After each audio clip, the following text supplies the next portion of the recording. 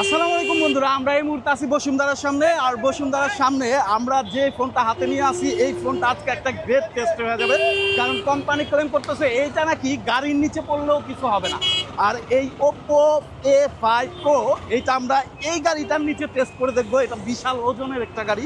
আমরা জাস্ট চাক্কার নিচে দেখবো যে এইটা আসলে হয় কিনা কিছু। তো এই যে লাইভ ফোন, আমি একটু সবাই ভালো করে দেখাই, এটা কিন্তু একটা লাইভ ফোন। আর এই ফোনটা গাড়ির চাক্কার নিচে অলরেডি আমরা দিয়ে দিচ্ছি। তো ফোনটা কিন্তু লাইভ।